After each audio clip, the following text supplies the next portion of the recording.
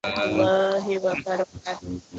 Baik, alhamdulillahirobbilalamin. Pada kesempatan pagi hari ini kita bisa ketemu, saya bisa masuk di kelas ini. Kita bisa memulai kegiatan tatap muka pembelajaran PKN di SD di semester ini. Dan alhamdulillah juga kita bisa memulai kegiatan semuanya selama 1 semester ke depan. Kita akan coba untuk bertemu, berdiskusi bersama, sharing bersama berkaitan dengan pembelajaran PKN ini. Dan untuk yang pertama ini, jadi saya akan coba untuk memperkenalkan diri. Jadi ibu-ibu dan bapak, jadi perkenalkan saya Alfian, Muhammad Alfian, yang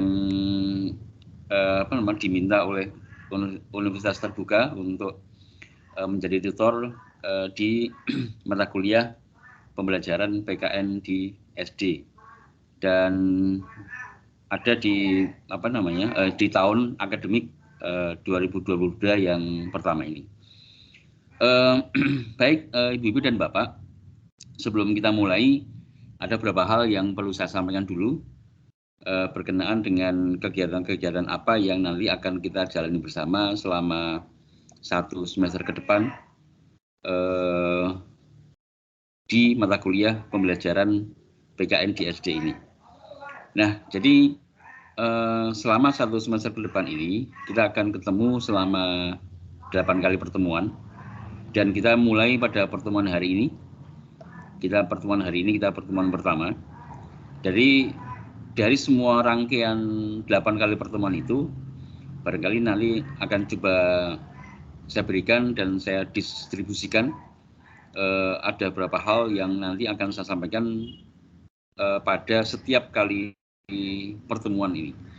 Nah, untuk pertemuan pertama, untuk hari ini, nanti saya akan coba memberikan gambaran secara umum kaitannya dengan mata kuliah pembelajaran PKN ini. Kemudian yang berikutnya adalah nanti saya akan coba memberikan pengantar, kemudian pengertian, serta hal-hal lainnya yang berhubungan atau berkaitan dengan pembelajaran mata kuliah pembelajaran PKN di SD ini. Nah, nanti yang akan coba saya sampaikan di pertemuan kali ini. Kemudian untuk pertemuan yang kedua, nanti akan kita uraikan, akan saya sampaikan berbagai hal yang berkaitan dengan mengapa perlu kita belajar pembelajaran PKN di SD. Hal-hal apa yang menjadi hak warga negara, karena kan kita belajar PKN ini kan berkaitan dengan kewarganegaraan. Jadi nanti akan saya singgung tentang hal-hal yang menjadi hak warga negara. Kemudian selanjutnya nanti akan saya sampaikan juga karena bicara hak warga negara, selanjutnya adalah nanti kita akan sampaikan juga hal-hal apa yang menjadi kewajiban warga negara. Jadi ada hak, ada kewajiban. Ada hak warga negara, ada kewajiban warga negara. Nah, itu nanti akan saya sampaikan di pertemuan yang kedua. Nah, kemudian bicara mengenai masih di pertemuan yang kedua, setelah bicara hak warga negara, kemudian bicara kewajiban warga negara, pada akhirnya nanti akan muncul apa yang menjadi tanggung jawab warga negara. Jadi ini menjadi sebuah ketentuan yang bersifat simultan, yang bersifat berkelanjutan antara hak warga negara, antara kewajiban warga negara, kemudian tanggung jawab warga negara, di mana semuanya adalah nanti akan coba saya sampaikan, kita bahas di pertemuan yang kedua. Nah, ibu-ibu dan bapak yang saya hormati, kemudian yang selanjutnya adalah di pertemuan yang ketiga. Jadi pertemuan ketiga ini saya akan mencoba untuk menilai, mengevaluasi seberapa besar, seberapa jauh pengertian pengetahuan dan pemahaman Ibu dan Bapak semuanya berkaitan dengan mata kuliah pembelajaran PKN di SD. Sehingga pada akhirnya ukuran-ukuran seberapa besar itu nanti akan saya berikan dalam bentuk evaluasi, yaitu TT yang pertama. Nah, jadi untuk TT yang pertama nanti akan saya sampaikan di pertemuan yang ketiga. Sehingga nanti Ibu dan Bapak akan mencoba untuk menjawab, kemudian menganalisa hal-hal apa yang nanti akan saya sampaikan, akan saya berikan pada pertemuan yang ketiga itu tadi. Nah, kemudian untuk selanjutnya pada pertemuan yang keempat, nanti akan saya sampaikan masih melanjutkan berkaitan dengan pembelajaran PKN ini. Nanti kita akan coba mengurai berkaitan dengan model, kemudian mekanisme demokrasi yang ada di Indonesia. Kemudian nanti kita akan mencoba mengurai mengenai hak asasi manusia. Jadi ada dua persoalan utama nantinya yang akan coba saya sampaikan di pertemuan yang keempat ini. Jadi bagaimana kita belajar demokrasi, bagaimana ada macam-macam demokrasi, ada jenis-jenis demokrasi, bagaimana pengalamannya, bagaimana implementasinya, kemudian bagaimana problematikanya, bagaimana persoalannya, permasalahannya, dan seterusnya. Serta pernik-pernik yang lain yang berkaitan dengan persoalan demokrasi itu sendiri. Nanti akan disinggung berkaitan dengan hak asasi manusia.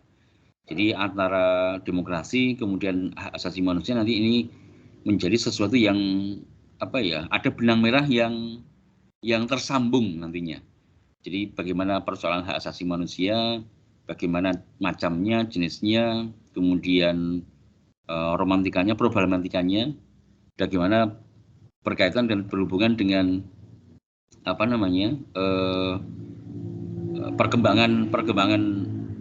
sejarah perkembangan bangsa Indonesia ini berkaitan dengan demokrasi dan juga berhubungan dengan hak asasi manusia. Nah, nanti akan kita sampaikan, akan kita bahas secara lebih lengkap, lebih detail di pertemuan yang keempat nanti. Nah, Ibu dan Bapak, kemudian ketika kita masuk di pertemuan yang kelima, nanti kembali akan saya sampaikan evaluasi lagi. Jadi masuk di TT yang kedua.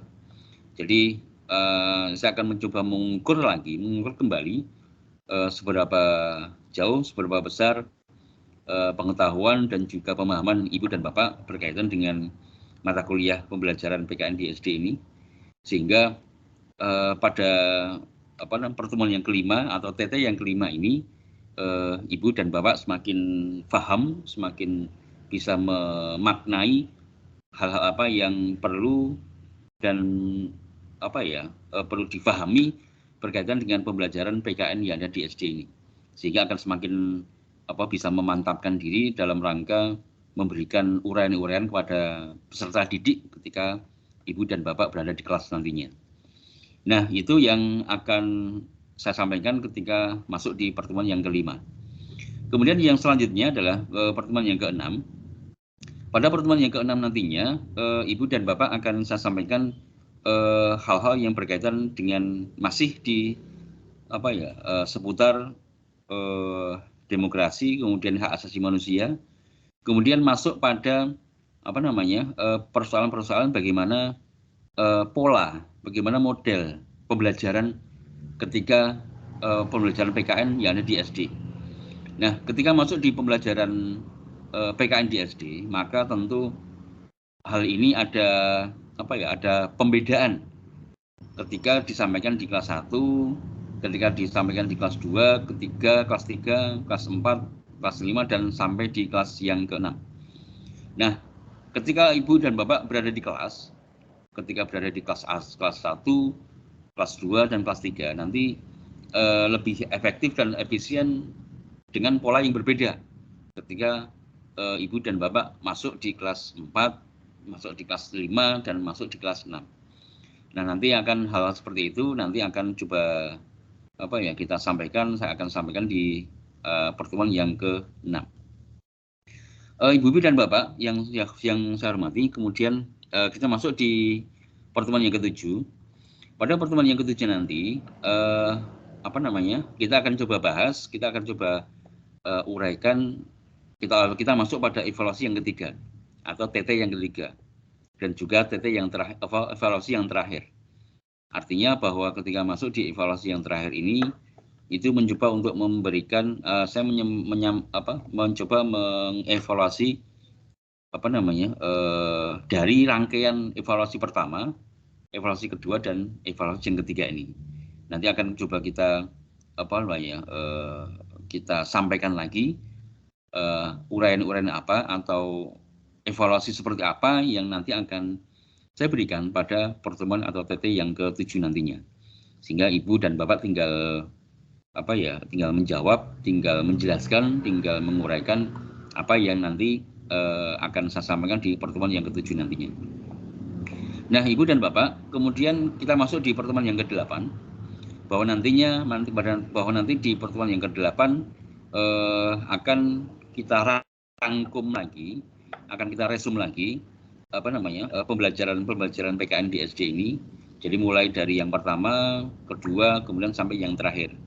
Artinya bahwa nanti pada pertemuan yang ke-8 nanti akan kita uraikan poin-poinnya, poin-poin dari pembelajaran PKN di SD ini, sehingga berkaitan dengan poin-poin itu menjadi bahan dasar, itu menjadi kerangka dasar bagi Ibu dan Bapak ketika memberikan pembelajaran, ketika memberikan pengajaran kepada peserta didik di SD. Baik ini diberikan di kelas 1, kelas 2, kelas 3, kemudian diberikan di kelas 4, di kelas 5 dan di kelas 6.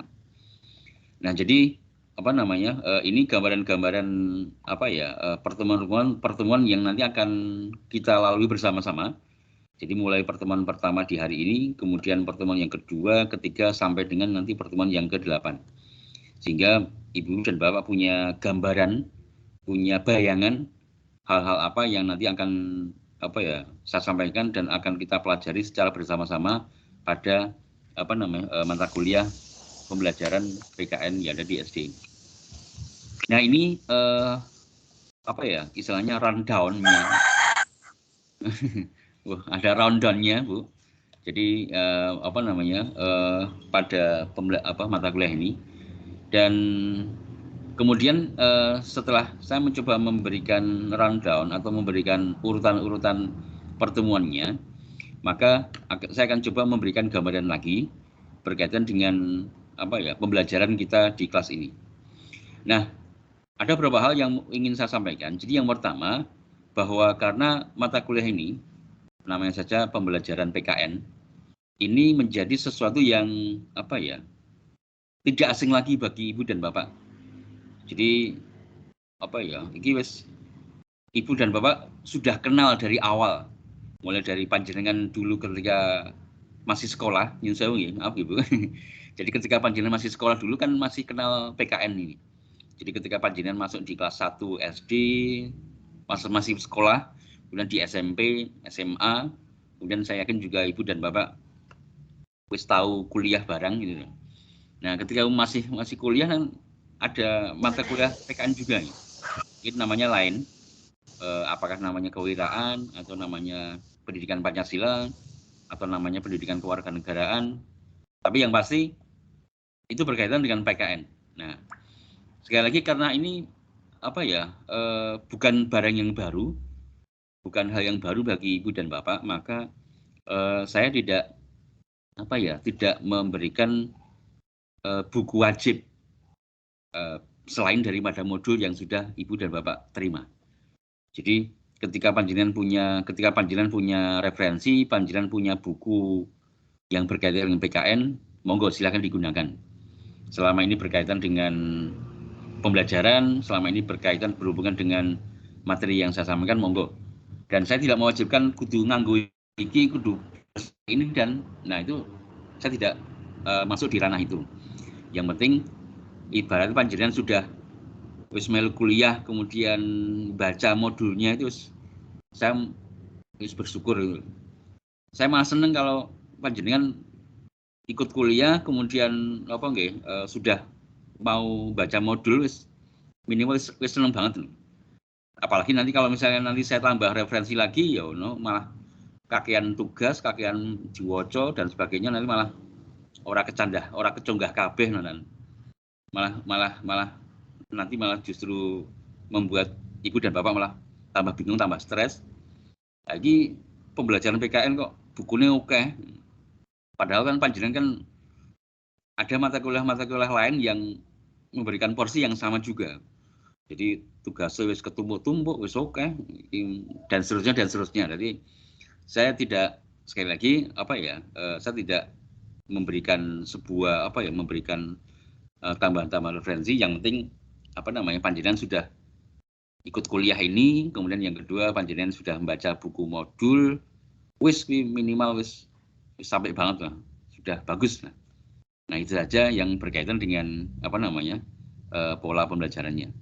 Nah kemudian yang selanjutnya Ibu Bapak, mohon maaf, apa sudah menerima modulnya Ibu Bapak? Sudah, Pak. Sampun. Oh nggih, alhamdulillah. Dan ketika sudah menerima dan sampun ditampi untuk modulnya, jadi ada modul pembelajaran PKN di SD, bukunya tebal, warnanya merah. Nggih, tebal sekali, Pak. Nah, tapi ya gitu ya, nggih masih Bu. Sudah ditunjukkan. Wah, bukunya masih baru ya, si hanyar. Belum buka, Pak. Kingis ya. Lah ya, artinya kan badhe, Pak. Lah iya, artinya kan bukunya masih baru. Bukunya masih baru kan mosok nanti nggak dibaca ya maneman kan sudah dikasih sama UT untuk bisa belajar. Nah, dan ini yang pertama yang berkaitan dengan modul atau bukunya. Lalu yang kedua, bahwa yang penting Ibu dan Bapak tolong nanti kegiatan-kegiatan apapun, yang penting pada jam ini kita ketemu di kelas ini. Artinya mungkin mohon maaf, mungkin dilalah ya. Panjenengan punya kegiatan lainnya atau panjenengan punya acara lain kok ora melu.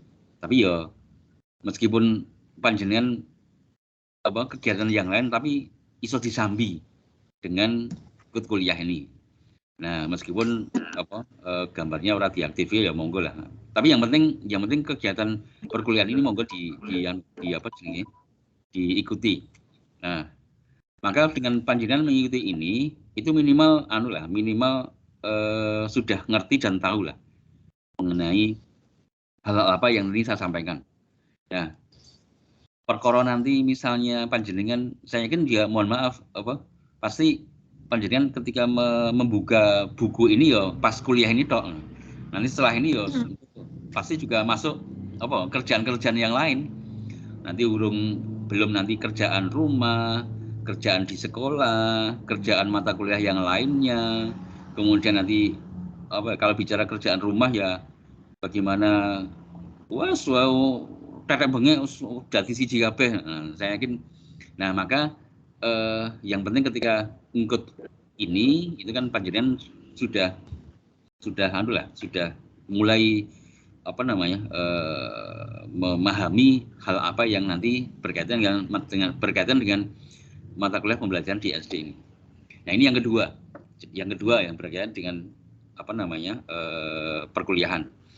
Lalu yang ketiga, nanti pada akhirnya di samping pada pertemuan ketiga, pertemuan kelima, dan pertemuan yang ke-7 ada TT 1, kemudian TT yang kedua, lalu TT yang ketiga.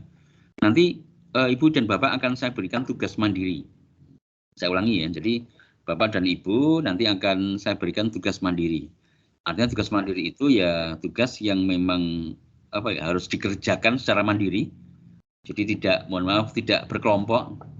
Jadi orang tidak berkelompok. Jadi nanti takutnya kalau berkelompok tidak iren, enggak enggak ini yang satu ngerjakan, yang satu enggak. Nah, kalau misalnya tugas mandiri ya tugas individu yang memang itu bisa dikerjakan sesuai dengan yang saya berikan kepada ibu dan bapak semuanya.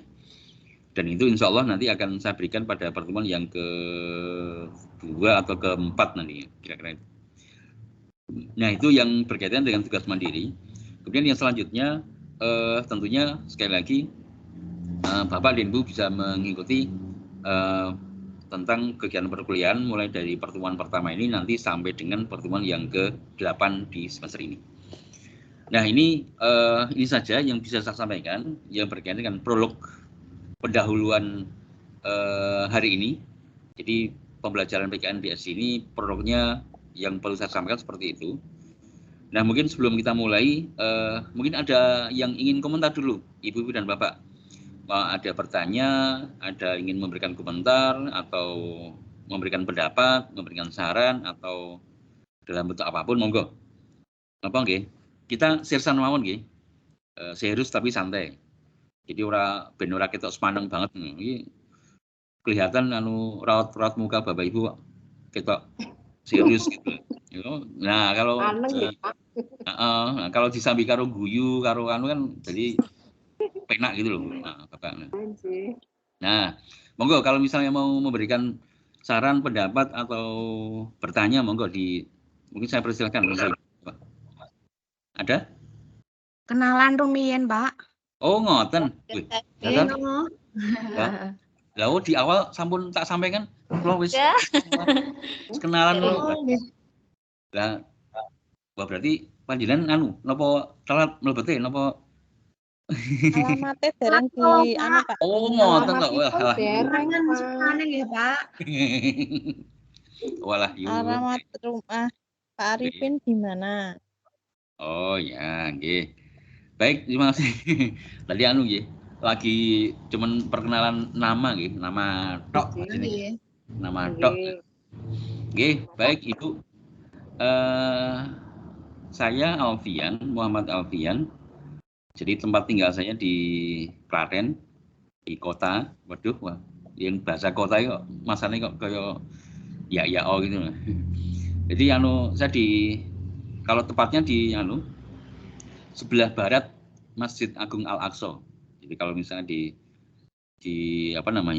Klaten, jadi ada Masjid Agung Al-Aqsa.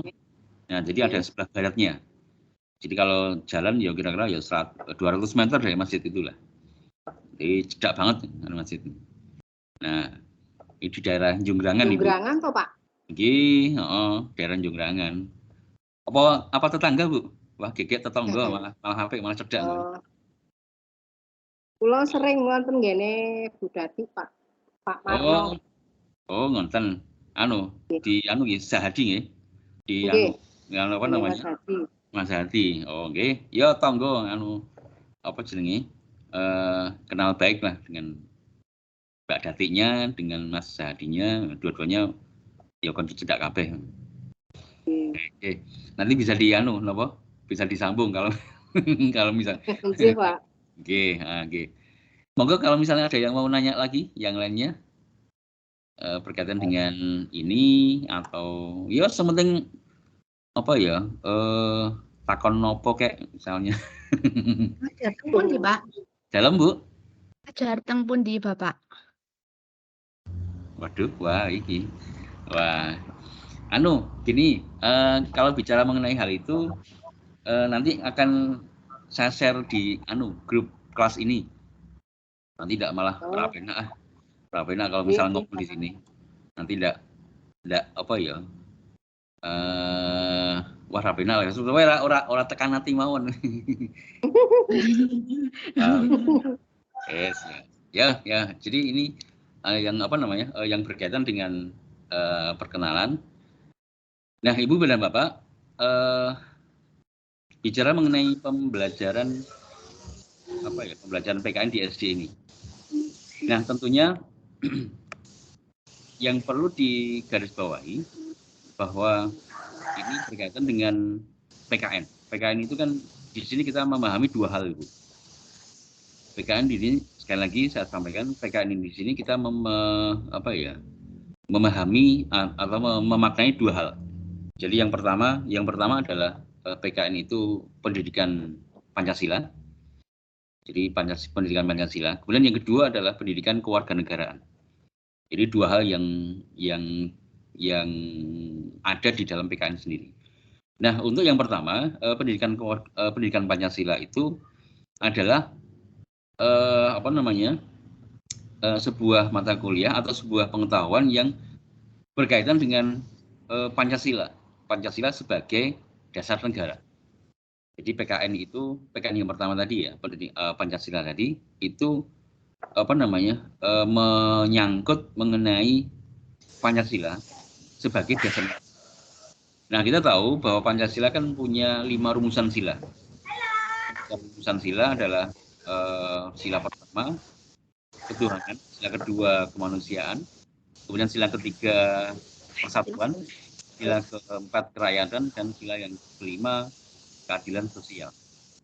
Nah, dari 5 sila yang ada di Pancasila itu, kita harus paham, kita harus ngerti, kita harus tahu maknanya, tahu artinya, sehingga pada akhirnya hal-hal yang berkaitan dengan arti, kemudian makna dari masing-masing sila itu bisa kita ketahui dan juga bisa kita pahami. Nah, di samping itu juga berkaitan dengan bagaimana hubungan antara Pancasila dengan Undang-Undang Dasar tahun 1945. Kemudian selanjutnya adalah bagaimana hubungan dengan kelembagaan negara. Ada lembaga negara, ada DPR, ada MPR, ada MA, ada MK, dan juga ada lembaga negara lainnya, sehingga ini punya hubungan yang simultan, punya hubungan yang saling berkaitan antara ketentuan yang satu dengan yang lainnya. Nah, ini masuk di PKN yang pertama, ada di Pancasila, ada di pendidikan Pancasila. Kemudian yang kedua, PKN yang kedua adalah pendidikan kewarganegaraan. Nah, sesuai dengan namanya, kewarganegaraan berarti kan nanti akan coba bicara mengenai warga negara. Nah, warga negara siapa? Warga negara ya kita semuanya, saya, Anda semuanya, ini adalah warga negara. Nah, maka bicara mengenai warga negara, tidak hanya berbicara mengenai warga negara secara individu, warga negara secara pribadi, tapi warga negara secara kelembagaan pun juga nanti kita pelajari juga. Nah, berbicara mengenai warga negara, maka ini kalau kita mencoba mengkaji warga negara, nanti kita akan coba bahas, saya sampaikan mengenai apa yang menjadi hak warga negara. Jadi kita sebagai warga negara kan kita juga punya hak. Nah, bicara hak warga negara, maka pada akhirnya juga berbicara mengenai kewajiban warga negara. Seperti yang pernah saya sampaikan tadi, bahwa ketika kita mencoba mengkaji mengenai warga negara, maka di dalamnya ada hak warga negara. Nah, di dalamnya juga ada kewajiban warga negara.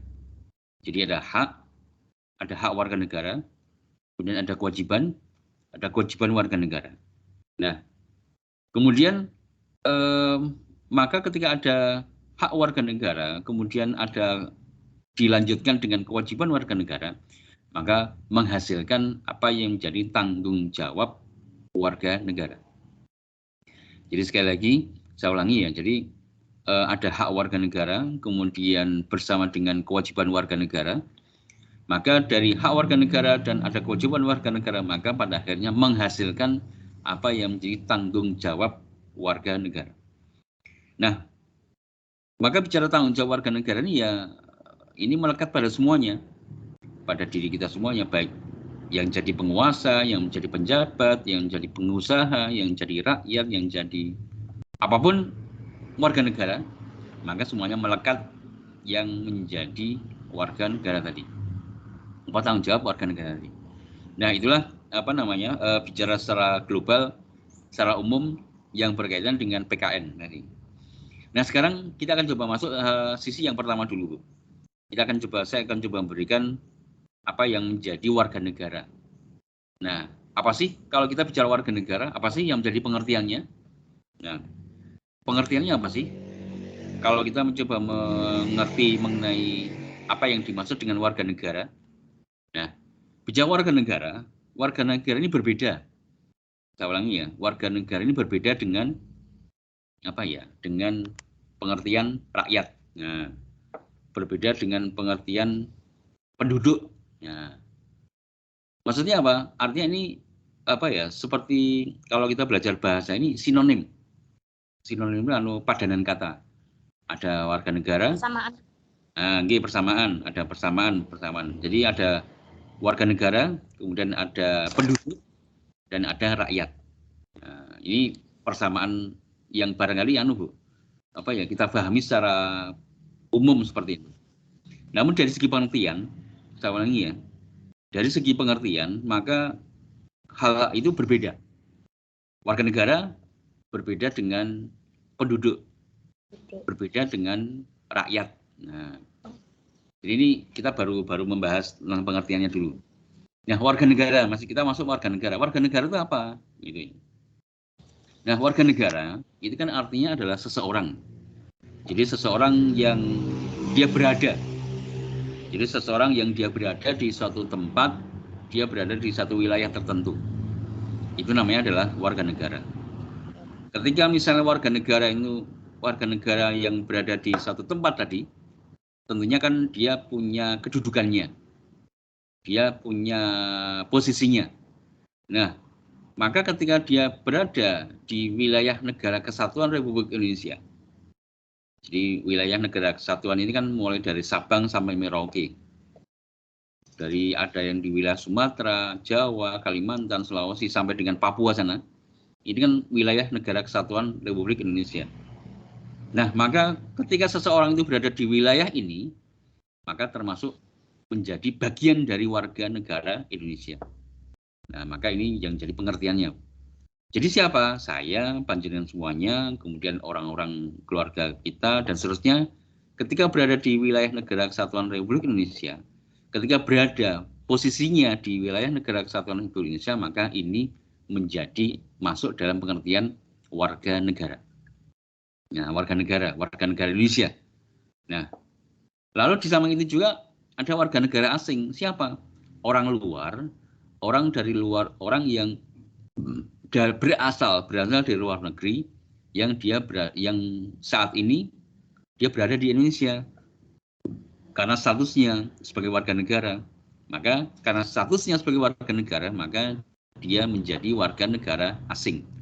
Nah, jadi pengertian warga negara ini ya sekali lagi, jadi seseorang yang dia berada, nah, dia yang berposisi di wilayah Negara Kesatuan Republik Indonesia ini. Nah, ini yang menjadi pengertian dari warga negara. Nah, selanjutnya berbeda dengan penduduk. Nah, saya ulangi ya, ini berbeda dengan pengertian penduduk. Penduduk apa penduduk? Penduduk ini artinya adalah seseorang yang dia bertempat tinggal, seseorang yang dia berdomisili, seseorang yang dia berdomisili, dia bertempat tinggal di suatu wilayah, di suatu daerah tertentu. Jelas kedudukannya. Artinya adalah bahwa ketika seseorang itu dia menyebutkan nama, alamat, domisili, tempat tinggal secara jelas dan nyata, maka itu menjadi pengertian dari penduduk. Maka ketika bicara penduduk, ini pada akhirnya apa? Ini mendapatkan pengakuan yang penting. Pengakuan apa? Ya pengakuan dari negara bahwa seseorang itu bertempat tinggal di suatu tempat. Maka karena dia bertempat tinggal di suatu tempat, maka dia mendapatkan pengakuan dari negara. Pengakuan dari negara apa wujudnya? Bahwa seseorang yang dia bertempat tinggal itu mendapatkan sebuah pengakuan dalam bentuk kartu tanda penduduk, KTP. Nah, KTP ini adalah bentuk pengakuan dari negara. Artinya dalam kegiatan apapun, kita kan selalu menyertakan KTP kita sebagai satu bentuk bahwa apapun yang ada yang berkaitan dengan negara, itu kan fungsi KTP ini kan jelas. Dimanapun kita berada, sekali lagi ya, dimanapun kita berada, entah kita berada di daerah kita sendiri, atau kita berada di luar kota, atau kita berada di luar pulau, atau kita berada dimanapun, selama itu adalah kita bisa dan mampu menunjukkan identitas kita, nah, bahwa kita berdomisili, kita bertempat tinggal, itu kan kita mendapatkan pengakuan dari negara. Nah, itu yang namanya KTP. Nah, ini berbeda dengan warga negara tadi, Mas, Mbak, Bu, semuanya. Gitu. Kalau warga negara kan hanya berkaitan dengan keberadaan kita. Kita berada dimanapun, nggak soal. Makanya kita tidak pernah ketemu yang namanya kartu tanda warga negara. Nggak pernah ada. Nah, yang ada adalah kartu tanda penduduk. Artinya warga negara kan berkaitan dengan posisi. Kita bisa berpindah dari satu daerah ke daerah yang lain, dari satu kabupaten ke kabupaten yang lain, dari satu wilayah satu ke wilayah yang lain, dan seterusnya. Sehingga hal seperti itu yang menyebabkan berkaitan dengan tadi perbedaan antara warga negara dan juga penduduk. Nah, ini yang pertama. Yang pertama dan yang kedua. Lalu yang ketiga, ada pengertian rakyat. Rakyat itu siapa? Apa kabeh ngaku rakyat? Jadi rakyat itu ya harus kita perjelas lagi. Rakyat yang mana? Rakyat sopo? Rakyat sing ndi? Nah, kalau Anda rakyat, saya rakyat, ya semuanya rakyat. Nah, jadi kita harus istilahnya memilah dan memilih mana yang termasuk dalam pengertian rakyat di sini. Nah, kemudian, sekarang apa yang dimaksud rakyat itu? Jadi rakyat itu seseorang yang dia itu berada di suatu tempat, berada di satu wilayah yang berkaitan dengan kedudukan hukum. Nah, jadi saya ulangi, jadi seseorang yang dia berada di satu wilayah, dia berada di satu tempat yang berkaitan atau berhubungan dengan kedudukan hukum seseorang. Nah, misalnya begini, contohnya sing gampang wae lah. Contoh gampang sing biar panjenengan Ibu dan Bapak bisa menangkap. Nah, sekarang saya berada di sini. Saya berada di Klaten. Kemudian nanti sore saya ke Solo.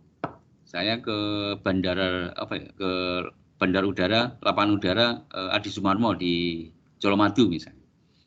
Kemudian sore hari ketika saya di sana, saya akan berpergian ke luar negeri, ke Malaysia, ke Kuala Lumpur misalnya. Maka saya terbang dengan pesawat sore hari, malam hari ke Kuala Lumpur. Selama 4 hari di sana. Kemudian setelah 4 hari di sana, karena ada kegiatan, ada kepentingan, maka setelah itu saya balik lagi ke Indonesia pada hari yang kelima nanti. Nah, maka ketika saya sekarang di sini, kemudian nanti sore saya berada di bandara udara di Adi Sumarmo di Solo, di Panasan, maka saat itu saya masih menjadi rakyat Indonesia. Saya ulangi ya, saya masih menjadi rakyat Indonesia. Namun ketika saya mulai terbang, saya mulai naik pesawat terbang, kemudian saya pergi ke Malaysia, ke negara ke kota Kuala Lumpur. Ketika saya mendarat di Kuala Lumpur, maka saya bukan menjadi rakyat Indonesia lagi. Saya ulangi ya, saya bukan menjadi rakyat Indonesia lagi. Kenapa? Karena kedudukan saya di negara Malaysia. Kedudukan saya berkedudukan di kota Kuala Lumpur di Malaysia. Saya selama 4 hari di sana, saya berkegiatan di sana. Maka saya bukan rakyat Indonesia lagi. Meskipun statusnya adalah saya warga negara Indonesia. Meskipun negara mengakui bahwa saya berpenduduk di kota Klaten, di Kabupaten Klaten ini misalnya. Tapi pada saat itu saya bukan menjadi rakyat Indonesia. Nah, jadi itu perbedaannya seperti itu. Nah, kemudian setelah hari keempat, hari kelima, ketika saya balik ke Indonesia lagi, ketika saya terbang dari Kuala Lumpur kembali ke Solo, maka saat ini juga saya beralih statusnya dari yang bukan rakyat Indonesia menjadi rakyat Indonesia kembali. Artinya apa? Artinya dari contoh yang saya sampaikan ini memberikan suatu gambaran bahwa siapapun kita, ketika kita berada di satu tempat, satu wilayah yang berkaitan dengan kedudukan hukum, maka itulah yang dinamakan rakyat, atau itu yang menjadi pengertian rakyat. Nah, jadi Ibu dan Bapak bisa tahu dan paham ya, apa yang menjadi pengertian warga negara, apa yang menjadi pengertian dari penduduk, dan apa yang menjadi pengertian dari rakyat. Sehingga pada akhirnya bisa memilih dan memilah mana, apakah kita termasuk warga negara, apakah kita termasuk penduduk, apakah kita termasuk rakyat. Nah, jadi ini kita masuk di pengertiannya dulu. Bicara mengenai pengertian dari warga negara, pengertian penduduk, dan pengertian dari rakyat. Nah, Ibu-ibu dan Bapak yang saya hormati, untuk selanjutnya, kalau kita bicara mengenai bagaimana implementasi dari pengertian ini, bahwa bicara mengenai bicara mengenai warga negara, maka warga negara tadi itu kan kita memperoleh hak. Saya ulangi ya, jadi warga negara ini kan kita memperoleh hak. Hak dari mana? Dari negara. Artinya bahwa kita sebagai warga negara itu, kita memperoleh hak dari negara. Kepada siapa? Kepada warga negara. Siapa? Kita semuanya. Nah, ketika kita memperoleh hak tadi, apa hak warga negara itu? Nah, bicara mengenai hak warga negara, bahwa ini ketentuan ini sudah diatur di dalam undang-undang. Ketentuan ini sudah diatur di dalam peraturan perundang-undangan yang ada di Indonesia ini. Nah, bicara peraturan, kita coba lihat ketentuan regulasinya, urutannya. Nah, yang bicara mengenai warga negara, kita bisa lihat ketentuan yang sudah diatur di dalam Undang-Undang Dasar tahun 1945. Jadi apa namanya, undang-undang ketentuan yang diatur di mana Undang-Undang Dasar 45. Kita tahu Undang-Undang Dasar 45 ini kan kita bagi menjadi berapa ya? Kita bagi menjadi 3 bagian. Jadi yang pertama adalah pembukaan Undang-Undang Dasar 45, kemudian yang kedua adalah batang tubuh, kemudian yang ketiga adalah penjelasan. Nah, di pembukaan Undang-Undang Dasar 45, kita tahu bahwa di pembukaan ini kan satu rentetan kalimat yang terdiri dari 4 alinea. Dimana kalau bicara 4 alinea, masing-masing alinea, mulai dari alinea pertama, alinea kedua, alinea ketiga, dan alinea yang keempat, masing-masing punya arti, masing-masing punya makna sendiri. Sehingga ketika masing-masing punya arti dan makna sendiri, maka kita memahami, kalau kita mengerti dan kita memahami substansi dari masing-masing makna yang ada di alinea yang ada di pembukaan Undang-Undang Dasar 45 itu. Nah, kalau kita pahami secara lebih dalam lagi, bahwa sesungguhnya dari 4 alinea tadi, itu terkandung di dalamnya adalah hak warga negara. Jadi saya ulangi bahwa ketentuan yang ada di pembukaan Undang-Undang Dasar 45 tadi, ini kan semuanya mengatur atau terdapat hak warga negara. Di mana bicara mengenai hak warga negara, ini sudah ada di masing-masing alinea tadi.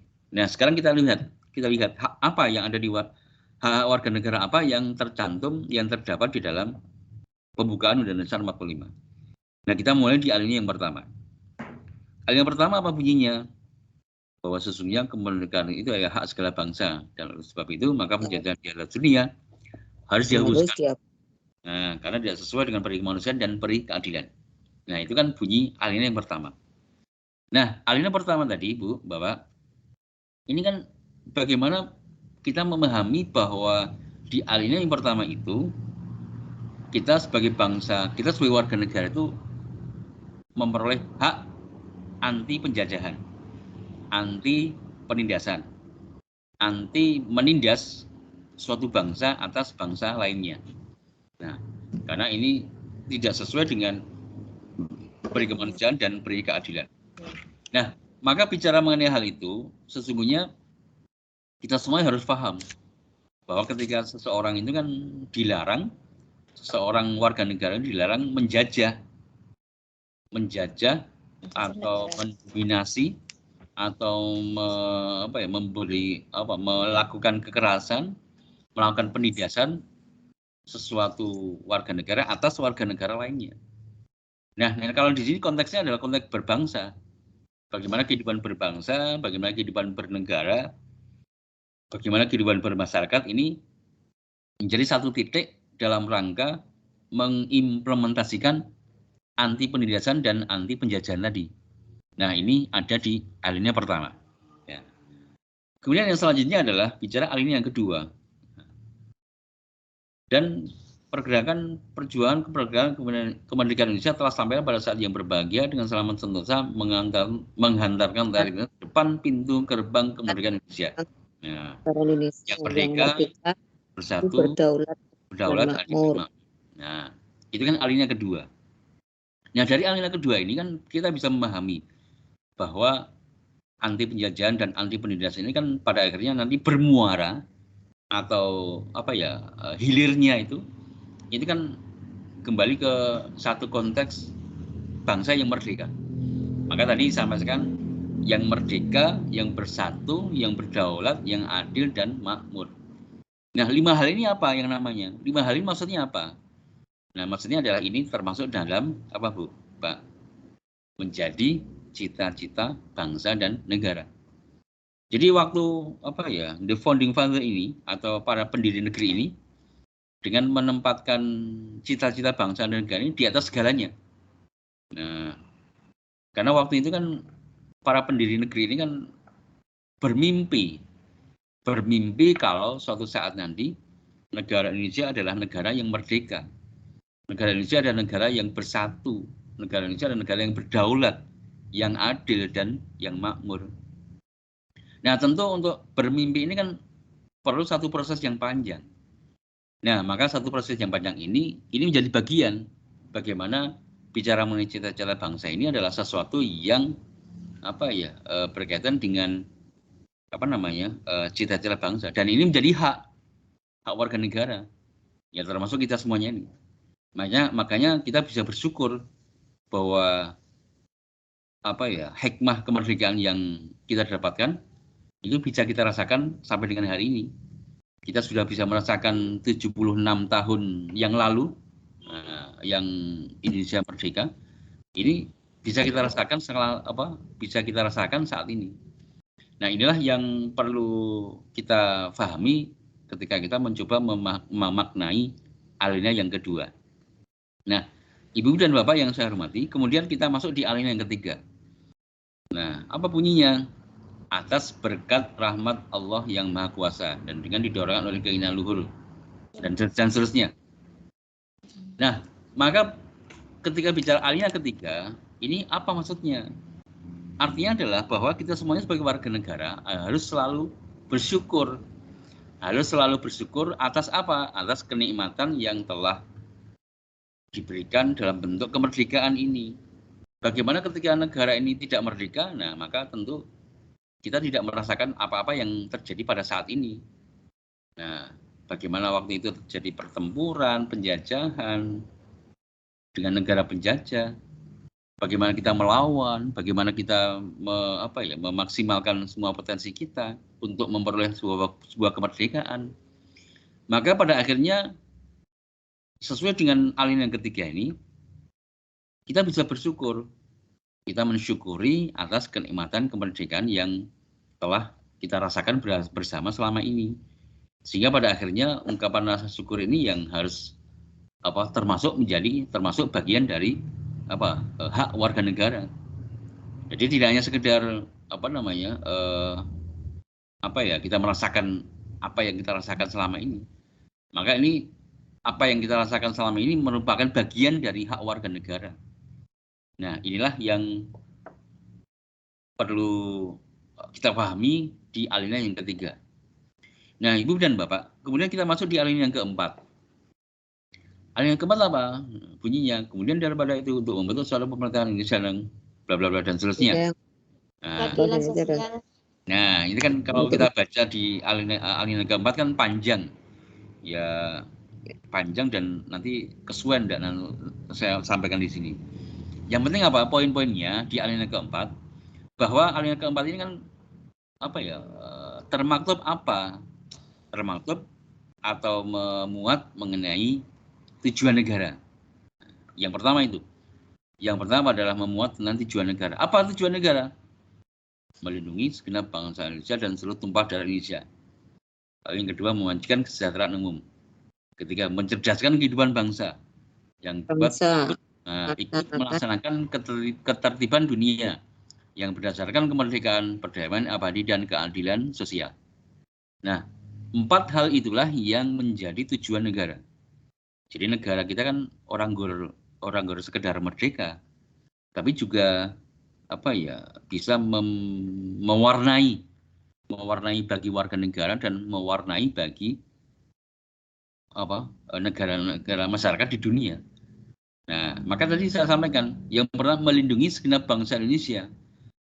Pengertian melindungi ini apa? Ya melindungi apapun yang terjadi di warga negara ini. Ya negara punya kewajiban melindungi.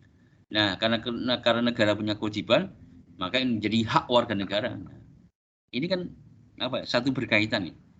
Ketika kita dapat hak, maka yang di sisi yang lain adalah bicara kewajiban. Ketika ini jadi hak warga negara, hak kita semuanya, hak warga negara untuk mendapatkan perlindungan dari mana? Dari negara. Nah, maka ini menjadi sesuatu yang memang harus ditunaikan oleh negara. Apa? Ya tadi, yang pertama melindungi segenap bangsa Indonesia dan seluruh tumpah darah Indonesia. Lalu yang kedua adalah memajukan kesejahteraan umum, mencerdaskan kehidupan bangsa. Artinya apa? Artinya bahwa kita sebagai warga negara itu mendapatkan hak untuk mendapatkan pendidikan. Nah, seperti yang kita lakukan sekarang ini. Ini adalah sebagai bentuk bagaimana kita sebagai warga negara itu mendapatkan hak pendidikan dari negara. Nah, ketika hak pendidikan ini dari negara, maka kita sebagai warga negara ya harus bisa menjalani, harus bisa melakukan, harus bisa menyelenggarakan hak pendidikan tadi. Nah, ini yang perlu kita ketahui ketika kita memaknai apa yang ada di alinea yang ke-4 ini. Selanjutnya apa? Nah, yang selanjutnya adalah ikut dalam perdamaian dunia. Artinya peristiwa-peristiwa apa, kejadian-kejadian apa yang ada di dunia, belahan dunia yang lainnya, maka harapannya adalah negara kita, negara Indonesia ikut peran, ikut andil. Bukan malah nambahi perang misalnya, atau nambahi masalah, tapi bagaimana memberi jalan keluar, bagaimana menjadi solusi, ikut membantu menyelesaikan masalah-masalah yang ada di belahan dunia yang lainnya. Misalnya seperti apa yang terjadi sekarang ini misalnya. Bagaimana negara Rusia berperang dengan negara Ukraina, kemudian di bagian negara yang lain, bagaimana negara Palestina, negara Israel berperang bertahun-tahun sampai hari ini juga belum selesai. Nah, maka hal-hal seperti itulah yang diberikan negara kepada negara yang lainnya. Nah, ini sekali lagi ini menjadi termasuk bagian dari tujuan negara. Nah, bicara tujuan negara, ini adalah menjadi hak warga negara. Nah, kemudian kita yang selanjutnya adalah masih di alinea yang keempat, bahwa alinea keempat ini kan memuat rumusan 5 sila Pancasila. Jadi rumusan sila Pancasila kan ada di alinea yang keempat di Undang-Undang Dasar, di pembukaan Undang-Undang Dasar 45 ini. Sehingga kita bisa semakin ngerti dan semakin paham arti dan makna yang ada di alinea yang keempat ini. Sehingga dengan demikian, maka bicara mengenai alinea yang keempat ini adalah merangkum dari hak warga negara yang ada di alinea yang pertama, yang ada di alinea yang kedua, dan yang ada di alinea yang keempat. Maka dengan demikian, hal-hal apa yang ada di alinea yang keempat ini mencoba untuk dirangkum atau diresum dari ketentuan-ketentuan yang ada di alinea pertama, kedua, dan ketiga, dan ini menjadi bagian secara keseluruhan apa yang ada di pembukaan Undang-Undang Dasar tahun 1945. Maka dengan demikian, dari apa yang saya sampaikan tadi, itu memberikan gambaran bahwa pembukaan Undang-Undang Dasar 45 adalah semuanya memuat mengenai hal-hal yang menjadi hak warga negara. Sehingga dengan demikian maka kita semuanya sebagai warga negara itu memperoleh dan juga mendapatkan bagian dari apa yang sudah disediakan oleh negara. Jadi karena negara di sini mencoba memberikan kewajibannya sebagai negara. Nah, jadi itulah yang perlu saya sampaikan yang secara khusus berkaitan dengan hak warga negara yang termaktub di dalam pembukaan Undang-Undang Dasar tahun 1945. Nah, sebelum saya lanjutkan, mungkin Ibu dan Bapak ada yang ingin berkomentar, ingin bertanya, ingin memberikan pertanyaan, ingin memberikan saran atau apapun. Monggo, saya persilahkan Ibu dan Bapak. Jadi gentenan yang ngomong nih. Jadi kalau misalnya nanti tidak kokean nanti kalau saya ngomong di sini. Ngoten nggih, Bu? Nggih, Bapak? Nggih.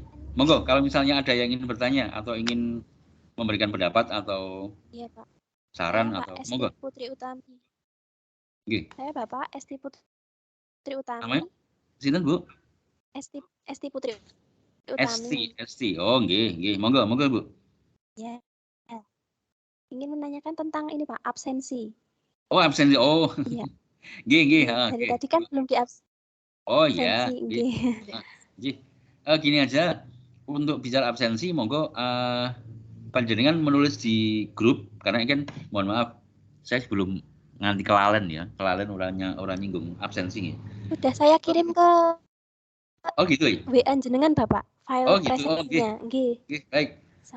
Berarti mohon maaf, ini bicara absensinya ini sebentar. Aku lagi tak buka ya, Mbak. Nah, soalnya sebentar, ini ada sebentar, absensinya semuanya ada 23 di kelas ini. 23. Oke, 23. Berarti kalau misalnya ini, mohon maaf, ini ada, saya cek semuanya. Nah, ini juga ada 23. Semuanya hadir nih, ini. Oke, Pak. Harusnya 24 no, Pak, sama jenengan. Harusnya 24. Ini ini ada satu yang enggak hadir. Siapa ini? Apa tak panggil satu-satu apa? Gimana sebaiknya gimana, Mbak anunya? Untuk panggil satu-satu, biasanya dipanggil satu-satu, Pak. Nggih. Oh gitu. Biasanya oh ya. Tetap... Baik. Saya panggil dulu nggih. Ibu Afir. Ada? Ada, Bapak. Oh, nggih. Bu Afir Kurnia. Di sini ada Afir Kurnia. Aslinya Afir di Kurniawati nggih. Oke. Lalu yang kedua siapa sih? Evi Widiastuti nggih. Nggih, Pak. Hadir, Pak. Hadir. Oh, nggih, sampun. Alhamdulillah Evi. Lalu Bu Anggra ini. Bu apa Mbak? Hadir, Pak. Oh, nggih. Nggih, pun Anggra ini Wulan Putri Waskita. Dawa Mbak nih. Jenenge. Nggih, Pak. Enggak nih. Wah, iki aku manggilnya Mbak apa Bu apa ben? Bu mawon, Pak, pun gadah putra niki. Oh, nggih, pun. Lah ya makanya kan wah. Berarti kan ini kabeh Bu kabeh ya. Ada yang Mbak ya? Enten sing Mbak niki nggih. Oh, nggih, pun. Oh, ya wis. Nggih. Oh, ya. Kemudian lalu yang berikutnya sebentar. Anissa Wulan Rahmawati. Hadir, Bapak. Hadir nggih. Oh, Anissa Wulan. Oke, Mbak Anissa. Lalu yang berikutnya Arlian Eva Febriana. Hadir, Pak. Arlian Eva Febriana nggih. Hadir, Pak. Nggih. Lalu Ayu Prameswari Putri. Hadir. Oh nggih. Hadir. Lalu Mbak Dian Agustin. Hadir, Bapak. Yang Dian Agustin, oh nggih. Lalu Mbak Ermawati, Ibu Ermawati. Hadir, Pak. Mbak Ermawati. Hadir. Oh, dan. Hadir. Oke, Ya. ya, baik, nggih. Mbak Ermawati, nggih. Kemudian Mbak Esti Putri Utami. Hadir Bapak. Oh, baik. Oh, Hadir. nggih. Nggih, makasih Mbak Esti ya. Kemudian Fazila Andina Putri. Hadir, Ibu. Pak. Oh, nggih, Mbak Andina nggih. Bukan Ibu ya, masih Mbak ya. Oh ya. Mas. Nggih. Mbak Andina. Kemudian Fitriani Konitatun, Ibu nggih. Mbak hadir, Pak. Hah? Nggih. Fitriani hadir. Oke. Lalu Harlina Trinar Tining. Hadir Pak. Oh nggih. Nggih. Lalu selanjutnya Bu Hartini. Oh nggih. Iya, Pak, Nggih, hadir nggih. Oh nggih, Bu Hartini. Lalu yang selanjutnya adalah Mas Hendri Andanto Kavi. Enggak ada. Hendri Andanto Kavi. Halo? Enggak ada. Mungkin sinyal. Bapak. Mungkin Hendri? sinyal. Kalau di partisipan ada. Partisipan Soalnya ada. Rumahnya di daerah Kemalang, jadi Oh, rumahnya di daerah Kemalang, Pak. Jadi mungkin sinyalnya agak susah. Oh, nggih. Oke, baik. Tapi itu ada, Pak, di partisipan ada. Oh iya, nggih, ada Hendri Andanto Kavi. Oh iya, ada. Kemudian Yuliana Sanggarwati. Julia hadir, Pak. Oh nggih, wah suaranya banter ya. Mbak Juliana, oke. Lutfi Nur Fadila, Mbak Lutfi. Lutfi hadir, Pak. Adi, oh ya, Mbak Lutfi Nur Fadila. Lalu Mbak Riani Kusumastuti, Mbak Riani. Oke, Mbak Riani di perang suara. Hadir, Pak. Oh, Mbak Riani, oke. Riani. Oh iya. Lalu Safira Amalia. Hadir, Pak. Amalia, oke. Lalu Mas Setiawan, Rista Nugroho. Ya, Rista hadir. Di Rano suara nih. Ya, Rista hadir, Pak. Oh, kok cilik man Mas suara nih, volume nih Mas. Sekedar. Oh gitu, oke. Lalu Sheila Erinata. Sheila Erin hadir, Pak.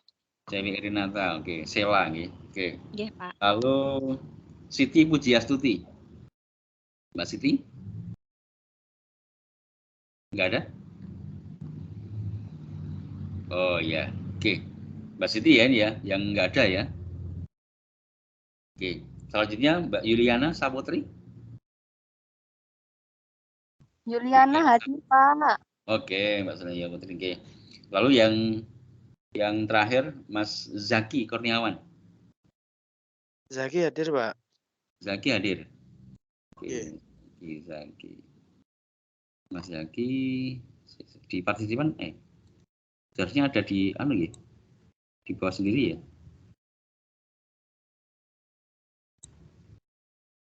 Sebentar ya. Oke. Baik, berarti ini yang nggak hadir Mbak Siti tadi ya. Siti Pujiastuti.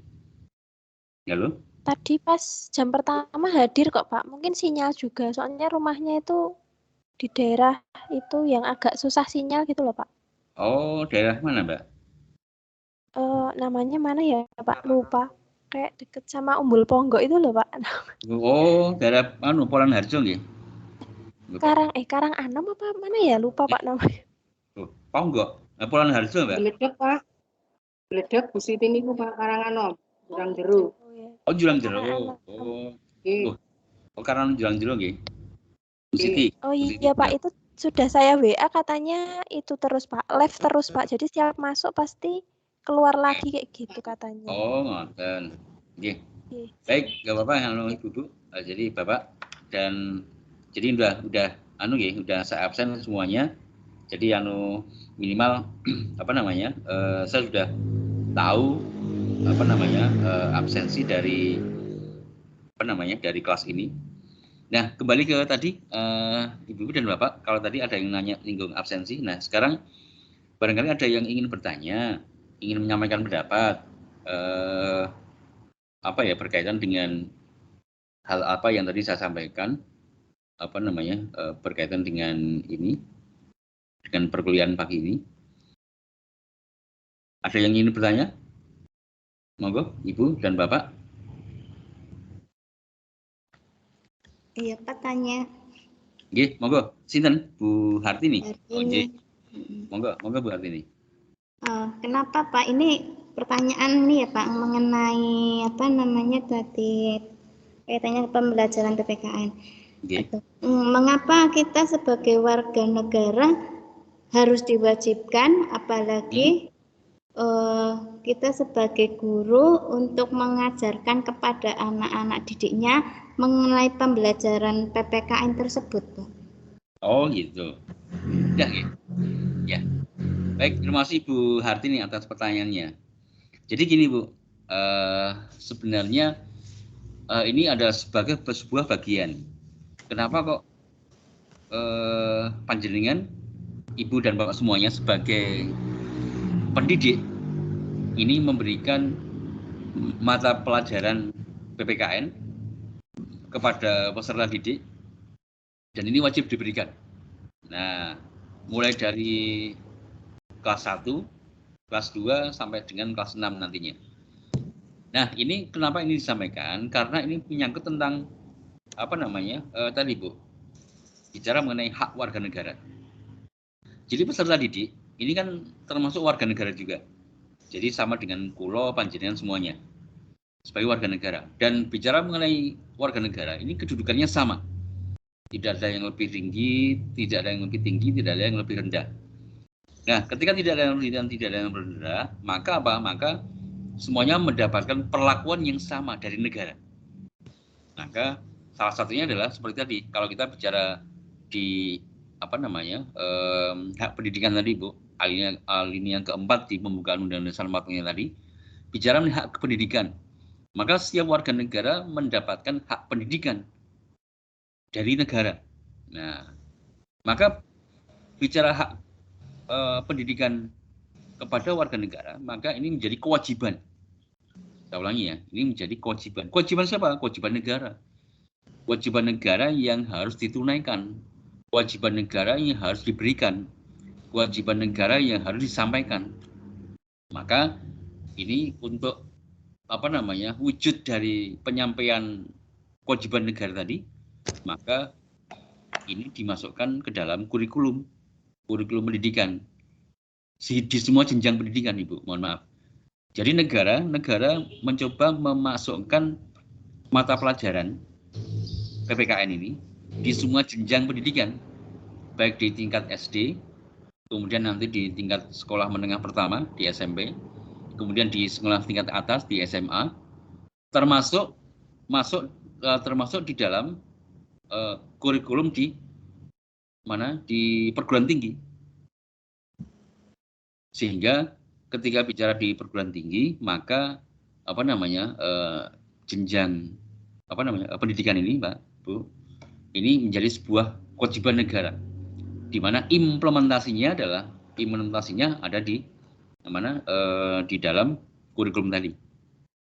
Nah, sementara itu dulu Bu yang bisa saya sampaikan menjawab pertanyaan Ibu tadi, Bu Hartini, berkaitan dengan apa namanya kewajiban pengajaran PPKN.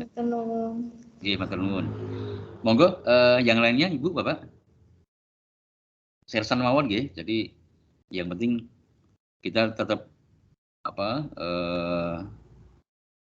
tetap serius tapi santai.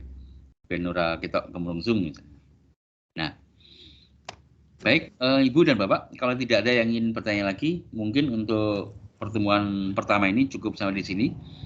Jadi Ben ora kesel banget, Ibu dan Bapak sekarang bisa mulai nanti istirahat. Nanti setelah ini kan panjenengan juga ada kuliah lagi ya? Jam berapa tadi? Jam 1 kalau nggak salah, dengan mata kuliah yang lainnya. Jadi karena ini masuk alhamdulillah kita masuk di bulan puasa, maka saya juga mengucapkan selamat berpuasa Ibu dan Bapak.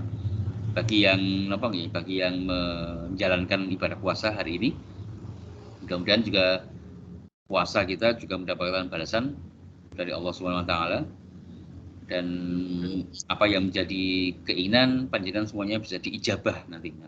Amin. Oke, amin. Terima kasih, Bapak. Oke.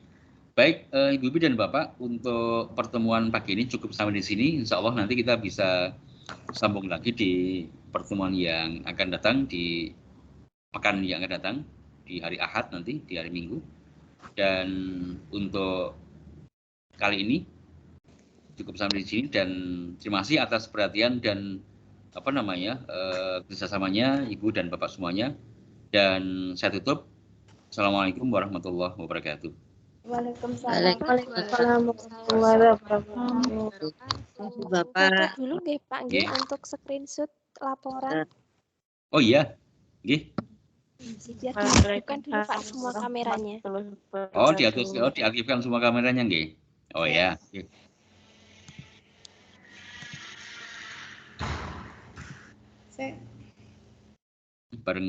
Bareng serampung diaktif KB ya kameranya ya, on semua. Saya Udah? belum Pak. Harusnya tadi kok Pak. Kenapa? Harusnya tadi juga on. Oh gitu. Ya. Oke, ya. Terima kasih ya semuanya ya. Oke.